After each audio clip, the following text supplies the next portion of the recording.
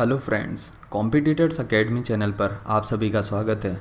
दोस्तों, आज की वीडियो में जो है मैं ये बताने वाला हूँ कि राजस्थान में वनपाल और वनरक्षक 2020 की वैकेंसी निकली है, जिसके एडवर्टाइजमेंट के बारे में आज हम देखेंगे। और तो दोस्तों, इस वीडियो में मैं इस वैकेंसी से रिलेटेड पूरी कंप्लीट इन्फॉर्मेशन आपको प्रोवाइड करूंगा। आप इस वीडियो को एंड तक देखें, इसमें आपको सब कुछ पता चल जाएगा कि पे ग्रेड कितनी होगी, पे स्केल कितनी होगी और आपको पेमेंट कितनी लगेगी, कितनी फ़ी पे करनी होगी, और काफ़ी सारी इस वैकेंसी से जुड़ी हुई आपको विज्ञप्ति से जुड़ी हुई सारी इन्फॉर्मेशन मिल जाएगी। आप ये वैकेंसी दोस्तों अभी 8 दिसंबर 2020 हो गया है, तो ये 8 दिसंबर 2020 से लेकर के ये वैकेंसी 7 जनवरी 2021 तक भरी जाएगी। तो दोस्तों, आप इस वीडियो के साथ बने रहें और इसको अंत तक देखें, आपको पूरा प्रोसेस समझ आ जाएगा। ठीक है, अभी देखो ये वैकेंसी है, तो इसके लिए RSMSSB वनपाल एडवर्टाइजमेंट, ये ऐसे करके सर्च कर लेना।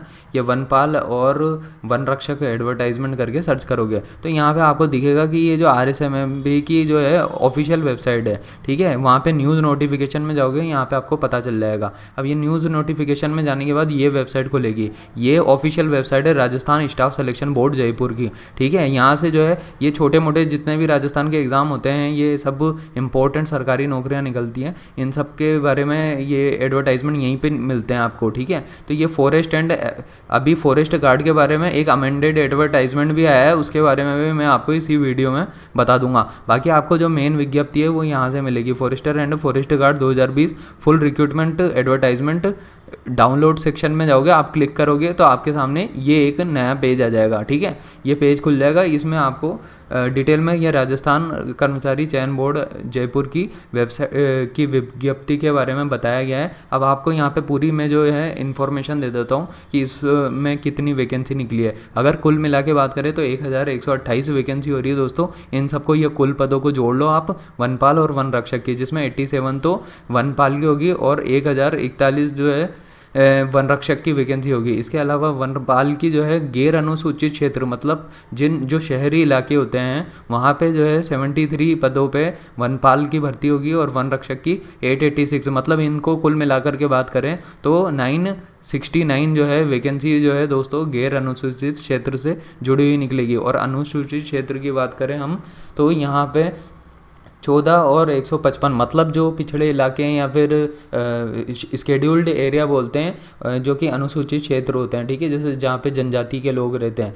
उन एरियाज़ में वैकेंसी जो निकली है वो 14 वनपाल की है और 155 वन रक्षक की है। तो आप जब फॉर्म भरना चाहते हैं, आप किस क्षेत्र में भरना चाहते हैं इसको देख लेना आप। ठीक है, आपको ये डिसाइड करना है। अगर आप ऐसे एरियाज़ में रहते हैं जो अनुसूचित क्षेत्र के हैं, जो कि कई लोग रहते हैं गाँव में, तो उनके लिए ज़्यादा बेहतर है कि वो अनुसूचित क्षेत्र के फॉर्म भरें, ताकि उनके लिए, क्योंकि कट ऑफ भी कम जाती है इसकी। ठीक है, अनुसूचित क्षेत्र वालों की, जबकि गैर अनुसूचित क्षेत्र में कट ऑफ ज़्यादा जाती है।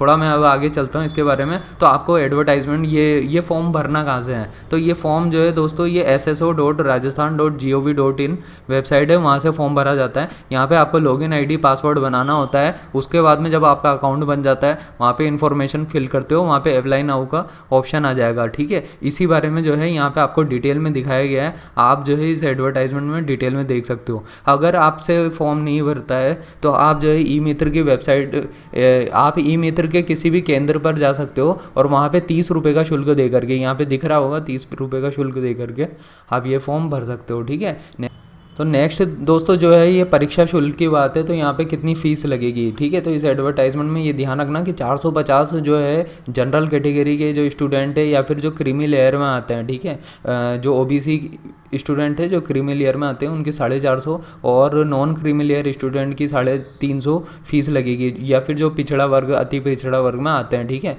और जो SC ST स्टूडेंट है उनकी 250 रुपये फीस लगेगी। और जो स्टूडेंट इकोनॉमिकली वीकर सेक्शन में आते हैं, आपको पता होगा वो 2.5 लाख से जिनकी कम इनकम होती है ना, जिनकी फैमिली इनकम 2.5 लाख से कम होती है, वो स्टूडेंट इस श्रेणी में आते हैं, उनका EWS में, और उनकी 250 रुपये फीस लगेगी। ठीक है, अभी आप जो है किसी भी ई मित्र कियोस्क पे जाकर के ये फॉर्म भर सकते हो। ठीक है, और इसके बाद में हम आगे बढ़ते हैं और वैकेंसी को और डिटेल में जानने की कोशिश करते हैं कि इसमें गैर अनुसूचित क्षेत्र में जो सामान्य वर्ग के स्टूडेंट हैं उनके बारे में मैं बता देता हूँ। उनकी 10 वैकेंसी है वनपाल की, और वन रक्षक की 281 वैकेंसी है, ठीक है। और इसके अलावा दोस्तों आर्थिक रूप से जो कमज़ोर वर्ग के स्टूडेंट है, जिनकी 2.5 लाख से कम फैमिली इनकम है, उनकी 5 सामान्य वर्ग की है और 63 जो है मतलब 5 तो वनपाल की वैकेंसी है और वन रक्षक की 63 वैकेंसी है, ठीक है। तो आपको ये ध्यान रखना है। अभी मैं पे स्केल के बारे में भी बताता हूँ। जो स्टूडेंट अब अनुसूचित क्षेत्र से अप्लाई करेंगे उनका भी जो है ये ध्यान रखें कि वनपाल की 14 वैकेंसी है और वन रक्षक की 155 है। वनपाल मतलब फॉरेस्टर होता है और वन रक्षक मतलब फॉरेस्ट गार्ड, ठीक है। थोड़ा सा पे स्केल में फ़र्क होता है, वनपाल को ज़्यादा पे मिलती है, मतलब ज़्यादा सैलरी होती है।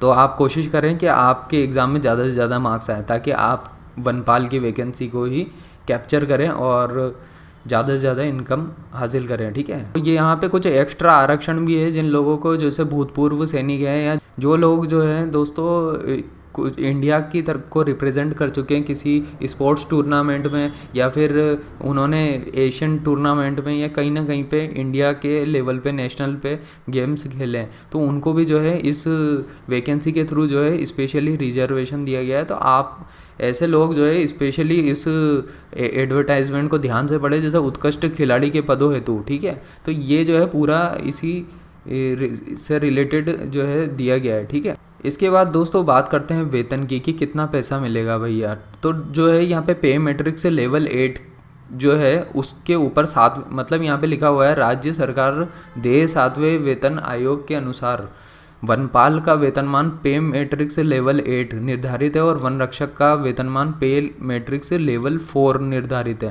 तो लेवल 4 और लेवल 8 की बात हो रही है, तो वनपाल को लेवल 8 का वेतन मिलेगा। अब मैं यहाँ पे ये एक पे मैट्रिक्स बता रहा हूँ, राजस्थान पे मैट्रिक्स आपको दिखाई दे रहा होगा। इसमें जो है ये 7वें नंबर पर, अगर आप इधर आकर के देखोगे तो ये 7वें नंबर पर जब आप आके देखोगे तो ये लेवल 4 है, ये L4 दिख रहा है और ये लेवल 8 है, ठीक है। तो इसका मतलब लेवल 4 में जो है 7वें नंबर पे ये 22,900 आपकी तनख्वाह होगी, ठीक है। ये आपको हाथों हाथ नहीं मिलेगी, ये आपको आज से 2 साल बाद मिलेगी। जब आपकी ज्वाइनिंग हो जाएगी उसके 2 साल तक तो आपका परिवीक्षा काल रहेगा, ठीक है। और उसके बाद में आपको 22,900 मिलेगी वन रक्षक को, और इसके अलावा 31,400 मिलेगी वनपाल को, ठीक है। ये वेतन वनपाल को मिलेगी 31,400, ठीक है। आप इस चीज़ को जाकर के देख सकते हो। ये वेबसाइट है governmenttempdiary.com, ठीक है, governmenttempdiary.com। इस वेबसाइट पे जाकर के आप देख सकते हो, यहाँ पे राजस्थान का पे मैट्रिक्स दिया हुआ है, ठीक है। अभी हम वापस से एडवर्टाइजमेंट पे आ जाते हैं और यहाँ पे देखते हैं पात्रता योग्यता क्या है।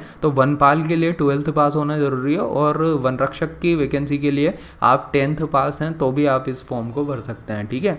तो अभी हम आगे बढ़ते हैं। इसके बाद में जो शारीरिक मापदंड या मेडिकल आपका जब टेस्ट होगा ना, तो आपका चेक किया जाएगा कि भाई जो मेल्स हैं, जो पुरुष हैं, उनकी हाइट होनी चाहिए 163 सेंटीमीटर। अब मैं बता देता हूँ 5.3 फुट होती है ये हाइट, ठीक है। और महिलाओं की जो है 150 सेंटीमीटर, मतलब 5 फुट हाइट होनी चाहिए, ठीक है। तो ये जो है एक बेसिक तौर पर मैंने बता दिया है। इसके अलावा आप सीने का घेरा जो है सेंटीमीटर, मतलब सीने को, चेस्ट की जो है लेंथ चेक करेंगे वो आपकी, तो वो कितनी होनी चाहिए। पुरुषों की 84 सेंटीमीटर होनी चाहिए और महिलाओं की 79 सेंटीमीटर होनी चाहिए।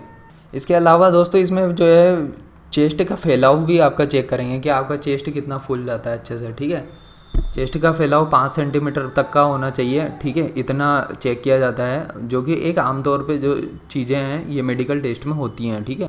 तो जो फिज़िकल टेस्ट कराए जाएंगे दोस्तों यहाँ पे पुरुषों के लिए, उसमें सीट अप्स जो है 1 मिनट में आपको 25 बार करना होगा, मतलब दंड बैठक होती है ये 1 मिनट में 25 बार, ठीक है। और क्रिकेट बॉल फेंकनी होगी आपको 55 मीटर तक, ठीक है, ये होगा। और महिलाओं के लिए ये होगा कि खड़ी लंबी कूद 1.35 मीटर तक एक कूदना होगा, जंप लगानी होगी, ठीक है।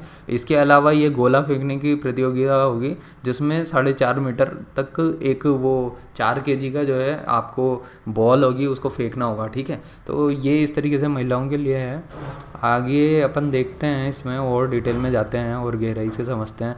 तो आयु जो है दोस्तों ये ध्यान रखना कि जो वनपाल के लिए जो आयु का ब्रैकेट है वो 18 साल से लेकर के 40 साल तक के जितने भी स्टूडेंट हैं वो सब इस वनपाल की वैकेंसी को भर सकते हैं, जबकि वन रक्षक की वैकेंसी को 18 वर्ष से लेकर 24 वर्ष तक के स्टूडेंट ही भर सकते हैं, ठीक है। लेकिन इसमें एक एक्सेप्शन है जिसके बारे में आप अच्छे से ध्यान रखें, ठीक है। वो एक्सेप्शन ये है कि 3 साल का आपको रिलैक्सेशन दिया गया है यहाँ पे, ठीक है, दोनों वैकेंसी में, ठीक है। क्यों दिया गया है? क्योंकि ये वैकेंसीज दोस्तों 2015 से 2016 के बीच में निकली थी, उसके बाद कोई वैकेंसी नहीं निकली थी, तो इस वजह से 3 साल का एक्स्ट्रा जो है आपको बेनिफिट मिला है कि जिनकी आयु मतलब 27 साल है वो भी ये फॉर्म भर सकते हैं, और जिनकी आयु 40 प्लस 3 साल और जोड़ दो तो 43 है, तो वो भी ये फॉर्म भर सकते हैं वनपाल के लिए, और इस तरह से वन रक्षक के लिए। तो आप इस चीज़ का ध्यान रखें। और सैलरी मैं बता ही चुका हूँ आपको पहले ही, और इसके अलावा हम और डिटेल में इसके बारे में जानते हैं।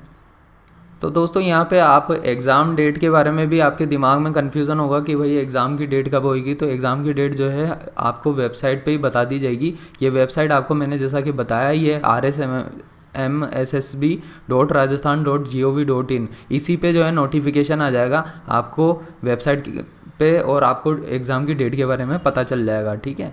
अभी आप इसमें देखें कि आवेदन कैसे करें। तो आवेदन कैसे करें, तो दोस्तों आपको पहले ही मैंने बता दिया कि आपको जो है SSO के पोर्टल पे जाना है, या फिर ई मित्र के थ्रू जो है आप जाकर के इस फॉर्म को भर सकते हैं।